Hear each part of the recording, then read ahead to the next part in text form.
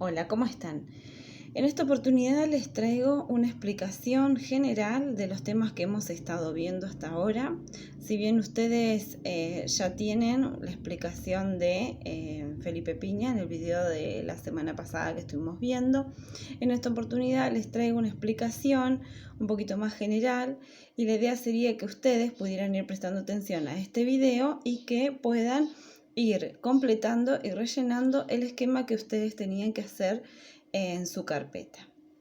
Bueno, para empezar, ¿qué es lo que lo que tenemos que decir? Es que el periodo de la historia argentina que comenzamos a ver ahora, que va desde 1955 al 66, de la Revolución Libertadora específicamente, y lo que vamos a ver en la materia va desde 1955 hasta el año 1983. Este periodo está marcado por diferentes golpes de Estado y vamos a comenzar nosotros con el de 1955. ¿Qué es lo primero que tenemos que decir? Que esta Revolución Libertadora fue un golpe de Estado practicado específicamente el gobierno de Perón, ¿sí? Y si bien al principio fue, digamos, un bombardeo con el objetivo de matarlo, como no lo pudieron lograr, entonces, meses después de ese bombardeo, le realizan un golpe de Estado en el cual Perón tiene que exiliarse, es obligado a irse del país. ¿Qué es lo primero que vamos a decir? Esta Revolución Libertadora, la primera parte de esta Revolución Libertadora va desde 1955 hasta 1958. Contaba con el apoyo de la Marina, con el apoyo de algunos sectores radicales, con el apoyo de los socialistas, con apoyos de la sociedad rural, con el apoyo de algunos sectores de la Iglesia Católica y por supuesto con algunos empresarios, aquellos que estaban más ligados al gobierno. Esta Revolución Libertadora, ¿sí? Como bien les dije, acá tiene el apoyo de tres grandes grupos, de las Fuerzas Armadas, de la Iglesia y de los partidos políticos opositores. ¿Cuál era el objetivo específico? ¿Cuál era su visión? ¿Qué era lo que pretendían con esta Revolución Libertadora? Pretendían liberar al país de la peor de las tiranías, ¿sí? Pensaban que Perón y todo su gobierno había sido la peor tiranía que había sufrido el pueblo argentino hasta ese momento.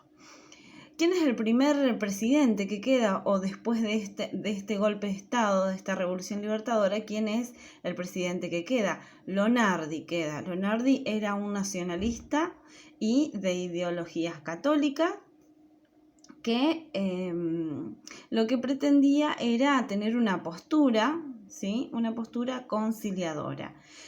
Y su vicepresidente, que era Rojas, ¿sí? Tenía como ideas un poco más diferentes a lo que pretendía Lonardi. Rojas lo que quería era que se hiciera, digamos, un cambio en la política desde raíz. Pretendía darle un castigo a los culpables, como dice ahí.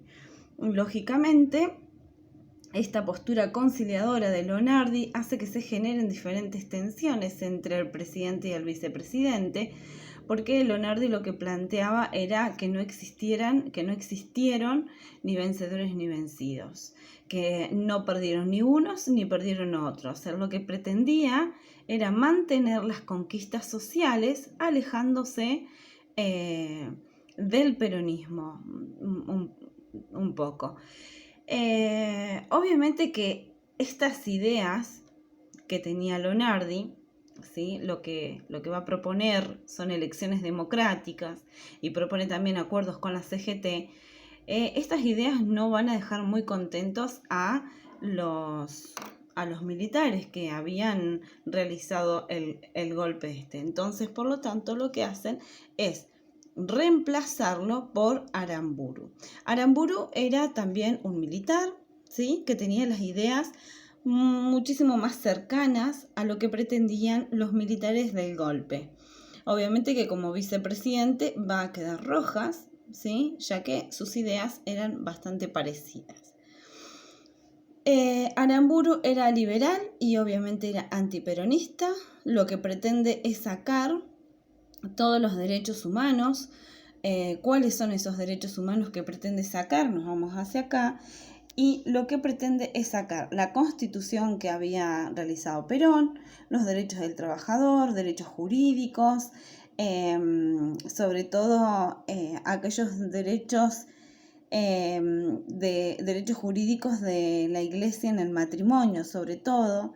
Pretende estatizar el comercio exterior, pretende nacionalizar los recursos, sacar la nacionalización de los recursos nacionales justamente, pretende sacar la estatización de los recursos públicos, pretende sacar los derechos humanos de los ancianos, pretende sacar el voto directo, pretende sacar los derechos de los niños. Todos estos derechos son conquistas, como bien dice acá, son conquistas de los derechos humanos durante el gobierno de Perón.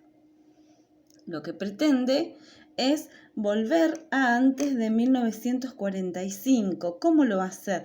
A través de un plan de desperonización. Este plan de desperonización básicamente lo que comprendía era la disolución de la CGT, sacar los símbolos, sacar lecturas, sacar fotos, sacar imágenes, todo lo que tenga que ver e hiciera mención hacia el peronismo. Esto lo va a lograr a través de un decreto, el decreto 4161, y va a empezar a tomar diferentes medidas sociales. Primero, ¿qué es lo que va a hacer? Van a perseguir y van a proscribir a todos los peronistas. Los dirigentes de la clase media peronista van a guardar silencio ante esta situación, no van a poder creer lo que estaba sucediendo. Y van a comenzar a desaparecer, como habíamos dicho, diferentes derechos y libertades. Por ejemplo, la libertad de prensa, las libertades en las universidades, las libertades en la educación, la libertad dentro de los gremios. Sobre todo, bueno, algo de lo que vamos a ver un poquito más adelante es, dentro de las libertades de prensa, vamos a ver el ejemplo de Rodolfo Walsh con todas sus denuncias. Toda esta situación, ¿sí? Lo que hace, bueno, me había olvidado de decirles que dentro de las libertades, en los gremios, lo que se hace es suspender a todos los delegados gremiales, que son los que van a luchar dentro de las fábricas y dentro de cada uno de los trabajos por los derechos de los obreros y los derechos de todos los trabajadores. Esta situación lo que hace es que todos los obreros nucleados dentro de la CGT, ¿sí?, empiecen a profundizar la lucha.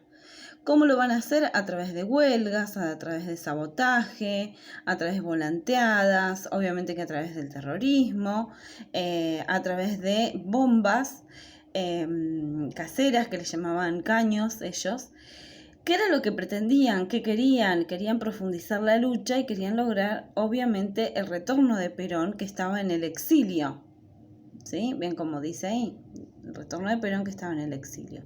En medio de todo este tumulto y de esta crisis social que sostenía la Argentina, no nos vamos a imaginar una Argentina que estaba tranquila y organizada, sino nos vamos a imaginar una Argentina en crisis y con momentos muy críticos.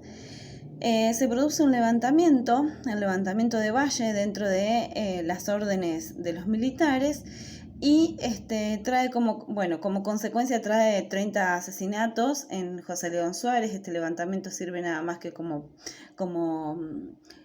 digamos épico, como quedó ahí en el mismo momento, no produjo nada, no consiguió nada. Lo que trajo así como consecuencia es una ley marcial, ¿sí? Lo de la ley marcial es castigar a aquellos que supuestamente lo merecen sin ningún juicio previo, ¿sí? Bien. ¿Qué es lo que podemos decir de la cúpula gremial? ¿Qué pasaba con la cúpula gremial en ese momento? Empiezan a aparecer nuevos dirigentes. ¿Qué es la cúpula gremial? Son aquellos dirigentes gremiales ¿sí? Que son los que están en la cúpula, en la parte, digamos, de directiva. Empiezan a aparecer nuevos dirigentes y así es como se van a formar las 62 organizaciones y por otro lado las 32 organizaciones. ¿Qué es lo que hace esta cúpula gremial? Continuar con la oposición a este supuesto empate hegemónico, ¿sí? Que era el que proponían los partidos políticos, ¿sí? Pretendían que había un empate hegemónico, que no había nadie que estuviera ganando, que nadie estuviera perdiendo, ¿sí? Y ellos continuaban oponiéndose a toda esta situación. Obviamente que también se oponían a este plan de desperonización y lo hacían a través de la CGT, a través de las diferentes huelgas de la CGT. Bien. ¿Qué es lo que podemos decir en el aspecto económico? Si ustedes prestan atención, me voy a hacer un poquito hacia atrás en este esquema, así de lejos como no se entiende nada, yo les he puesto, ¿sí?, las medidas políticas, por ejemplo, en violeta, las medidas sociales en verde, la situación primera de Lonardi en celeste y después en naranja las medidas económicas. Bien, ¿qué pasaba con las medidas económicas? Durante este gobierno de Aramburu, el ministro de Economía era Prebisch y Prebisch lleva adelante un plan, bueno, se llama el Plan Prebisch, y el objetivo principal del Plan Prebisch era volver al campo, obviamente que perjudicando a la industria. Si nosotros vamos un poquito hacia atrás, lo que podemos decir es que durante el gobierno de Perón habíamos visto el acercamiento que se le había dado hacia las industrias.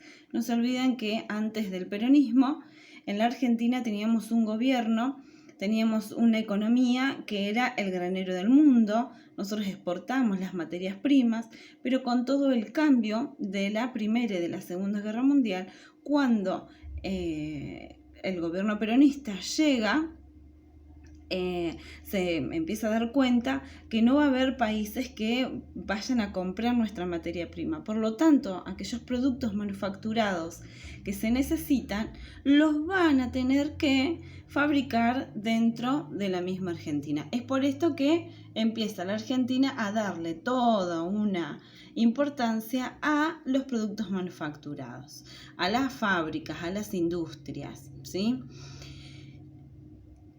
¿Cuál va a ser la principal consecuencia? Que el ministro Prebisch vaya a volver nuevamente al campo, apoyar al campo y perjudicar a la industria. Bueno, primero que va a haber un acercamiento al FMI y a los capitales extranjeros.